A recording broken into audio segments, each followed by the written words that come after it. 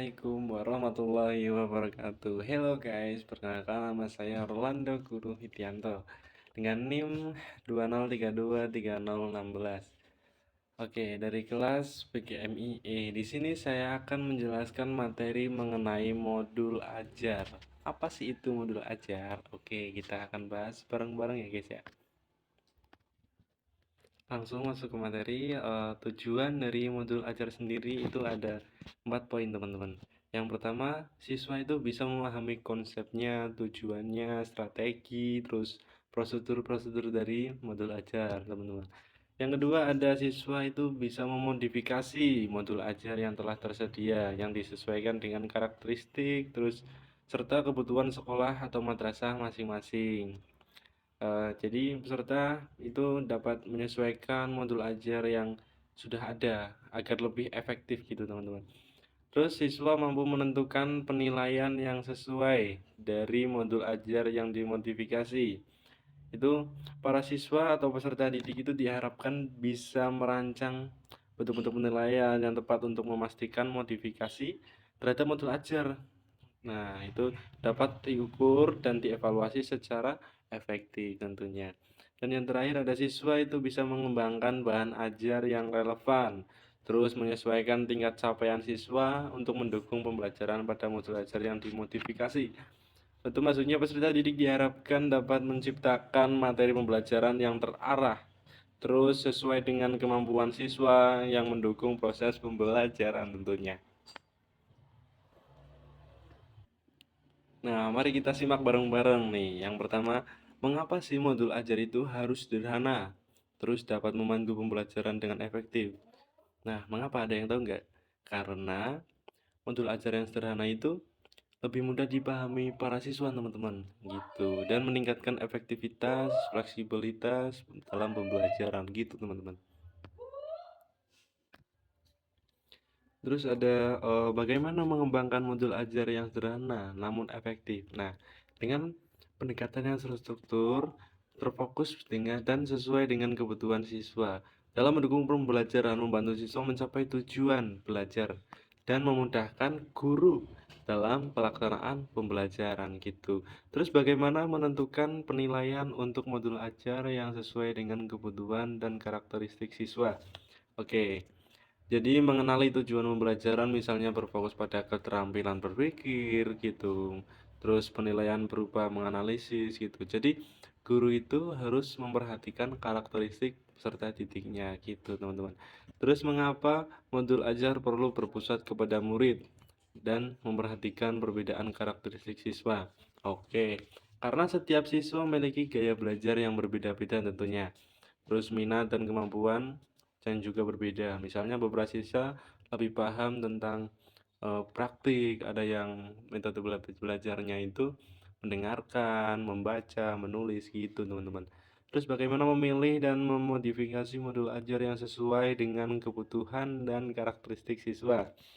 Nah, dengan cara menganalisis kebutuhan siswa dengan mengenali seperti kemampuan akademik, gaya belajar mereka, dan minat siswa-siswanya. Kemudian pilih modul ajar yang relevan sesuai dengan memenuhi standar kompetensi yang diharapkan dan juga dengan tingkat kemampuan siswa. Terus yang kedua ada bagaimana mengadaptasi modul ajar agar relevan dan sesuai dengan tingkat capaian siswa. Dengan menyesuaikan materi, aktivitas, dan asesmen atau penilaian, serta memberikan dukungan dan umpan balik yang tepat tentunya. Pembelajaran dapat lebih inklusif, efektif, dan sesuai dengan kebutuhan peserta didik kita, ya teman-teman. Terus yang terakhir ada bagaimana memilih dan menentukan bahan ajar yang relevan untuk modul ajar.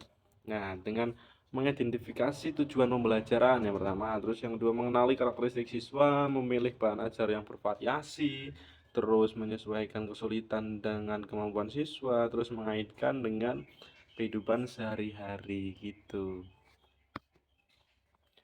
Terus eh, apa yang dimaksud dengan modul ajar? Nah, modul ajar merupakan sebuah pegangan tenaga pendidik atau seorang guru untuk merencanakan pembelajaran, teman-teman. Nah, modul ajar Itu bisa juga sebuah dokumen yang berisi tujuan pembelajaran, terus langkah-langkah, media pembelajaran, serta penilaian yang dibutuhkan dalam eh, topik berdasarkan ATP, alur tujuan pembelajaran, teman-teman. Terus next ada alur penulisan modul ajar nih. Oke, di sini ada alur penulisan modul ajar. Nah, di sini ada mencakup kurikulum operasional. Ini dibagi menjadi dua, yaitu tujuan pembelajaran. Nah, tujuan pembelajaran itu apa sih? Nah, itu menjabarkan kompetensi yang dicapai peserta didiknya dalam suatu atau lebih kegiatan pembelajaran, teman-teman. Terus apa sih itu ATP, alur tujuan pembelajaran? Nah, itu sebuah rangkaian-rangkaian tujuan pembelajaran yang tersusun secara sistematis dan logis, terstruktur menurut urut-urutan sejak awal hingga akhir suatu fase-fasenya, teman-teman.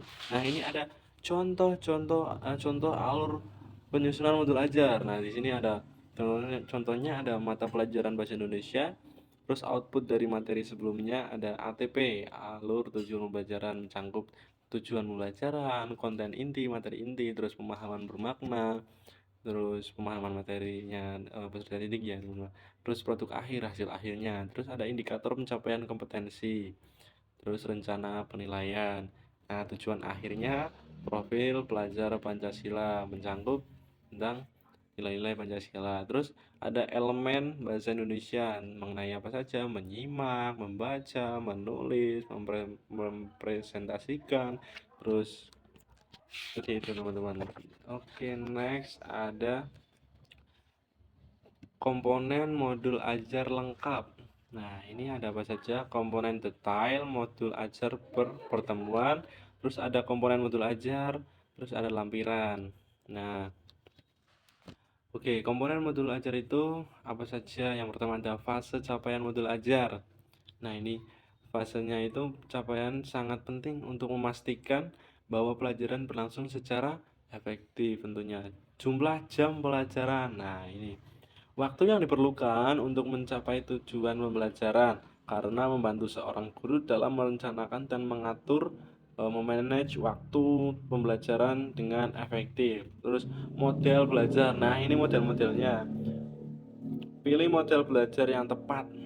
Nah, ini sangat penting untuk menciptakan pengalaman belajar yang efektif serta penyesuaian dengan tujuan pembelajaran dan karakteristik siswa masing-masing gitu. Terus tujuan pembelajaran itu hasil akhir yang diharapkan dari proses-proses pembelajaran. Nah, ini dimensi Pancasila, mengenai nilai-nilai Pancasila tentunya. Terus pengetahuan-pengetahuan dan keterampilan-keterampilan prasyarat siswa nih, teman-teman. Terus komponen detail produk modul ajar per semester per pertemuan maksudnya, maaf. Terus ini ada bahan ajar, pemahaman siswa, pertanyaan-pertanyaan pemantik, terus indikator keberhasilan, penilaian sarana dan prasarannya di sekolah, terus rencana kegiatannya ngapain aja gitu. Terus yang terakhir ada lampiran lembar aktivitas atau lembar kerja siswa, terus rubrik penilaian, nah penilaiannya, terus bahan ajar yang lain yang tentunya relevan gitu. Next ada komponen modul ajar mengenai meliputi apa saja. Yang pertama informasi umum, komponen inti, terus lampiran.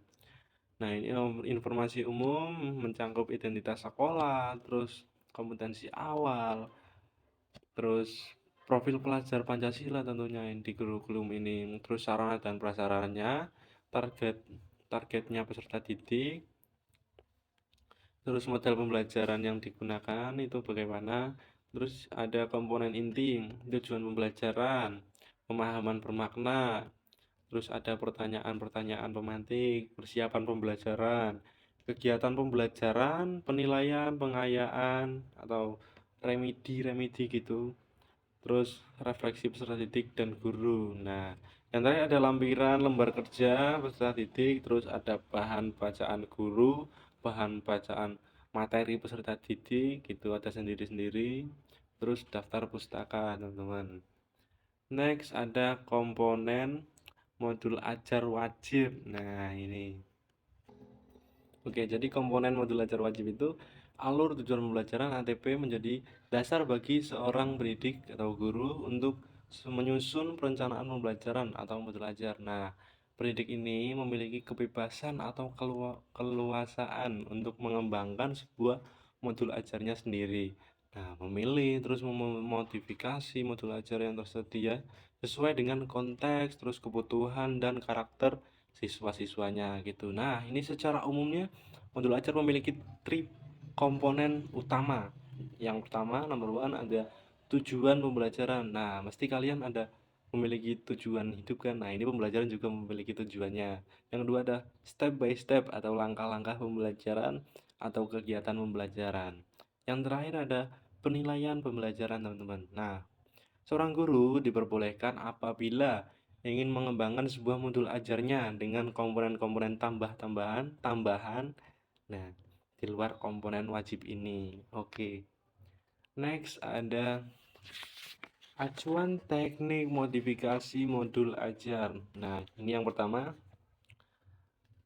penetapan tujuan belajar berdasarkan capaian pembelajaran dan alur tujuan pembelajaran sesuai karakteristiknya seorang murid, terus kurikulum dan profil pelajar Pancasila. Terus juga menyusun desain, bukan desain baju ya teman-teman, tapi ini desain pembelajaran. Nah, terus melaksanakannya, terus merefleksikan kegiatan pembelajaran secara efektif. Terus yang ketiga ada proses pembelajaran mendukung perkembangan kompetensi, karakter, serta didik. Dan juga pembelajaran yang dirancang sesuai konteks. Nah, kemarin itu teman saya ada yang bilang, Mas, lihat konteks motor saya nggak? Ya, itu konteks motor. Oke, kembali lagi ke materi. Pembelajaran yang dirancang sesuai dengan konteks, lingkungan, dan budaya peserta didik. Serta melibatkan orang tua peserta didik atau wali murid, terus masyarakat sebagai mitra. Yang terakhir ada pembelajaran berorientasi pada masa depan dan berkelanjutan gitu teman-teman. Oke, selanjutnya ada hal yang perlu diperhatikan saat memilih modul ajar untuk dimodifikasi. Yang pertama ada apakah selaras dengan rencana yang sudah dibuat saat penyusunan ATP. Nah, selaras apakah sejalan dengan rencana yang telah dibuat pada penyusunan alur tujuan pembelajaran, selaras apa enggak gitu. Terus apakah cocok dengan kondisi dan karakter murid-muridnya. Nah, itu para guru itu harus memperhatikan murid-muridnya itu teman-teman, cocok enggak nih gitu. Nah, yang ketiga, apakah sarana dan prasarannya memenuhi tersedia di sekolah. Nah, itu sarana prasarannya di sekolah itu mensupport enggak gitu. Terus yang terakhir ada adakah yang perlu bisa dimodifikasi. Nah, itu harus diperhatikan, ada yang kurang enggak nih, apakah udah tepat apa enggak gitu. Oke, next. Selanjutnya ada contoh modifikasi modul ajar. Nah, nih itu sila memilih contoh modul ajar yang lengkap sesuai jenjang yang diinginkan yang tersedia di LMS. Nah, simak itu modul ajar dari contoh tersebut. Contoh yang dilampirkan bukan itu contoh-contoh baku, serta dibolehkan untuk membuat modifikasi modul ajar sesuai dengan karakteristik, konteks, dan kebutuhan kelas. Nah, struktur wajib dalam modul ajar itu tujuan pembelajaran, terus langkah-langkah pembelajaran atau kegiatan pembelajaran, dan penilaian pembelajaran. Nah, para pendidik itu diperbolehkan apabila ingin menambahkan atau mengubah komponen lain yang relevan. Terus di sini ada paradigma. Nah, paradigma asesmen yang harus diperhatikan dalam menentukan asesmen atau penilaian. Di sini ada yang pertama, penerapan cara berpikir atau pola pikir yang bertumbuh atau bisa yang disebut grow mindset. Nah, terus yang kedua ada terpadu di mana penilaian mencakup kompetensi pada ranah sikap, pengetahuan, dan keterampilan yang saling berkaitan gitu. Terus kebebasan, keleluasaan dalam menentukan kriteria ketercapaian tujuan pembelajaran. Nah, ini kebebasan menentukan kriteria tercapainya tujuan pembelajaran. Terus ada, nah ini khusus SMK terdapat bentuk penilaian yang khas yang membedakan dengan jenjang yang lain. Nah, apa itu? Yaitu penilaian praktek kerja lapangan atau bisa disingkat PKL. Nah, yang SMK-SMK udah pernah PKL ya. Uji, terus uji kompetensi kejuruan dan uji unit kompetensi. Nah, itu biasanya dapat sertifikat, teman-teman. Oke, asesmen awal pembelajaran. Nah, pada awal pembelajaran diharapkan tidak memberatkan seorang guru atau tenaga pendidik suatu pendidikan, satuan pendidikan. Nah, namun jika pendidik atau satuan pendidikan memiliki kemampuan dapat melengkapi data-data tambahan dengan melakukan penilaian non-kognitif yang mencakup apa saja, misal kesiapan belajar, terus minat siswa, terus profil belajar, latar belakang keluarganya, riwayat tumbuh kembang, serta lain-lain. Nah, pendidik dapat melaksanakan penilaian awal pembelajaran sesuai kebutuhan, misalnya awal tahun pembelajaran, nah terus pada awal semester sebelum memulai satu lingkup materi dapat berupa satu atau beberapa tujuan pembelajaran atau sebelum menyusun modul ajar, sebuah modul ajar secara mandiri. Nah, penilaian awal pembelajaran tidak perlu dilakukan setiap mengawali tatap muka, teman-teman. Nah, awal pembelajaran itu dapat dilakukan untuk mengidentifikasi kebutuhan belajar peserta didik kita. Terus hasilnya digunakan untuk merancang pembelajaran yang sesuai dengan tahap-tahap capaian peserta didik gitu, teman-teman. Terus next ada asesmen pembelajaran. Nah, ini apa sih itu asesmen pembelajaran? Asesmen itu kan penilaian. Nah, merupakan bagian terpadu dari proses-proses pembelajaran. Terus memfasilitasi pembelajaran, menyediakan informasi yang sebagai umpan balik untuk pendidik, peserta didik, terus orang tua, terus juga agar bisa memandu mereka dalam menentukan strategi ini bagaimana untuk dalam pembelajaran selanjutnya gitu, teman-teman.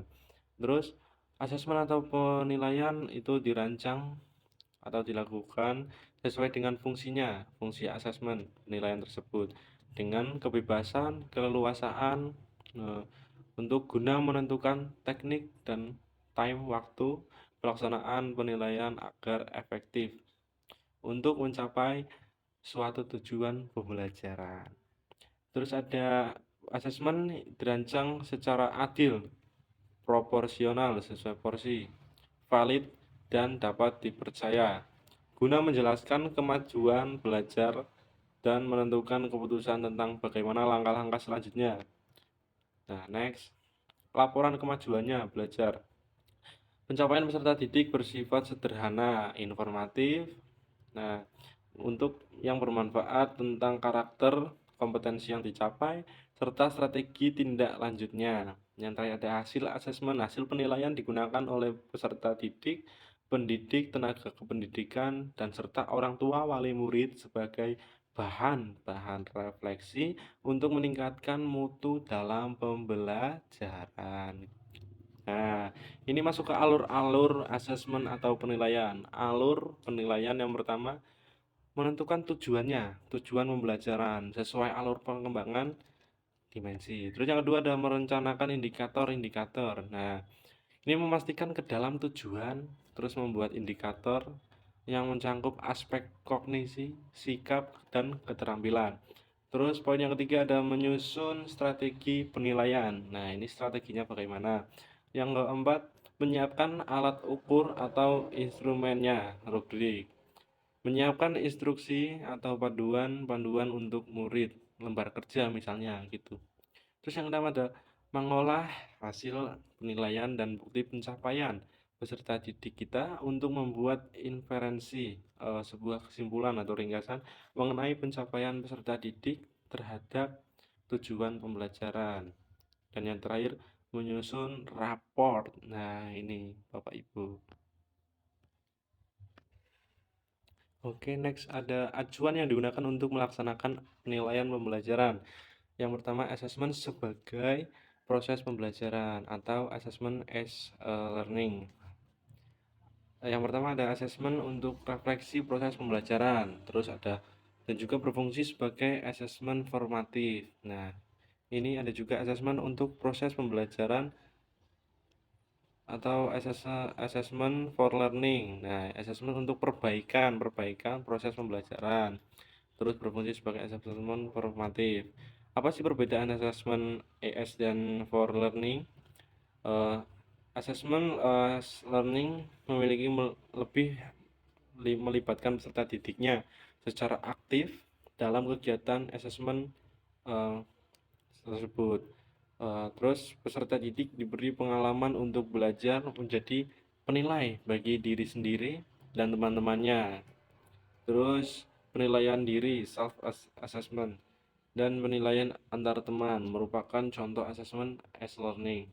Dalam assessment as learning, peserta didik sebaiknya dilibatkan dalam merumuskan prosedur, kriteria maupun rubrik atau pedoman sehingga mereka bisa tahu eh, dengan pasti apa yang harus dilakukan untuk memperoleh capaian belajar yang lebih efektif atau maksimal. Nah, assessment pada akhir proses pembelajaran, assessment of learning, assessment untuk evaluasi pada akhir proses pembelajaran, evaluasi penilaian gitu. Apa min plusnya ini gitu. Terus berfungsi sebagai assessment sumatif. Oke. Next ada jenis assessment. Assessment formatif. Nah, IS atau assessment sebagai refleksi proses pembelajaran. Nah, for atau untuk assessment untuk perbaikan proses pembelajaran of terhadap. Nah, assessment ini sebagai evaluasi pada sebuah akhir proses pembelajaran gitu, teman-teman.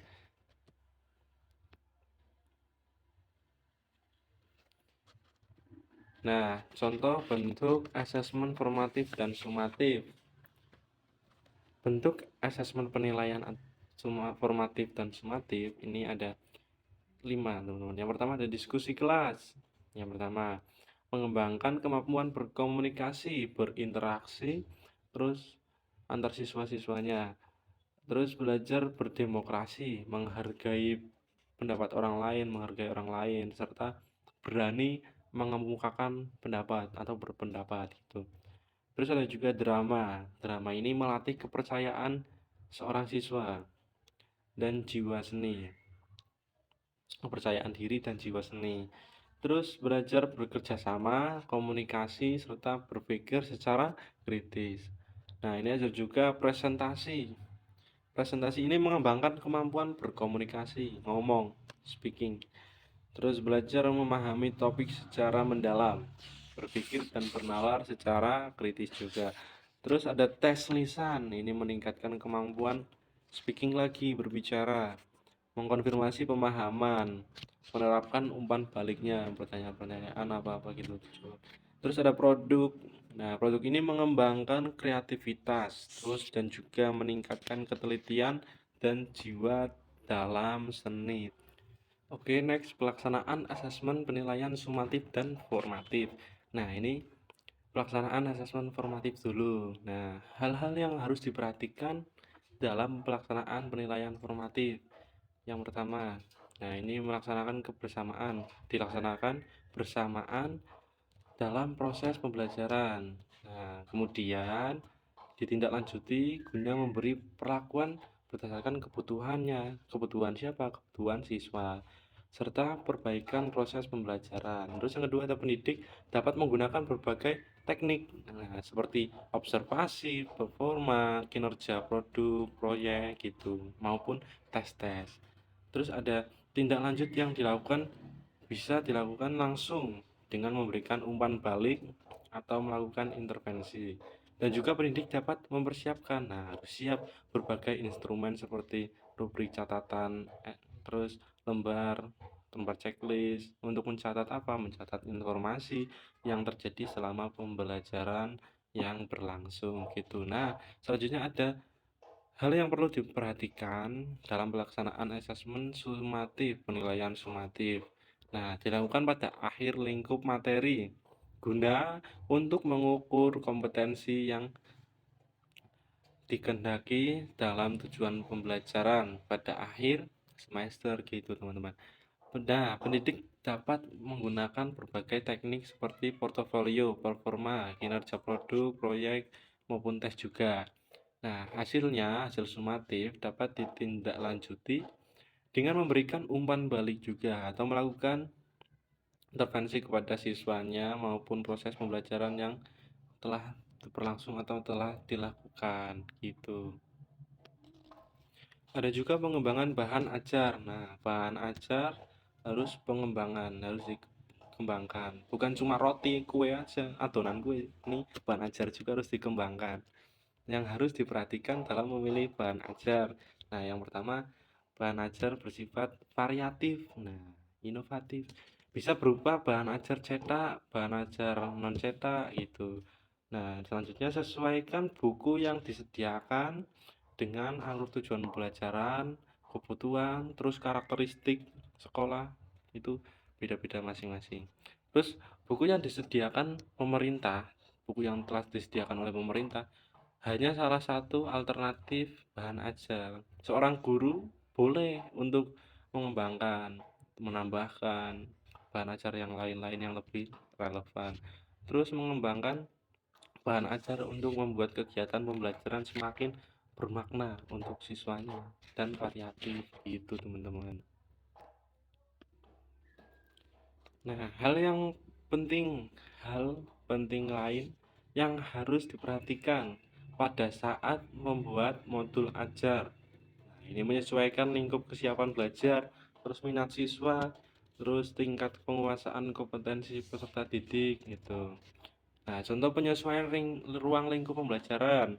Peserta didik itu yang belum menguasai kompetensi prasyarat atau juga belum siap untuk belajar di suatu lingkup materi, ini diberikan kesempatan. Nah, untuk mempelajari kompetensi pada tingkat yang lebih rendah atau dengan cakupan lingkup materi yang lebih sederhana gitu. Terus juga peserta didik atau siswa yang sudah siap belajar itu diberikan kesempatan untuk mempelajari seluruh lingkup materi dengan penugasan yang sesuai.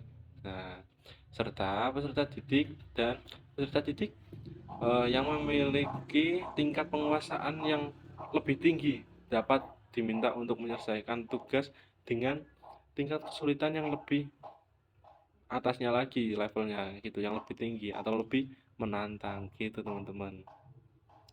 Oke, sekian yang dapat saya sampaikan. Mohon maaf apabila ada salah kata, tutur kata yang kurang baik. Saya mohon maaf. Terima kasih banyak. Sekian dari saya Roland Purwijanto pamit undur diri. Wassalamualaikum warahmatullahi wabarakatuh. Bye bye.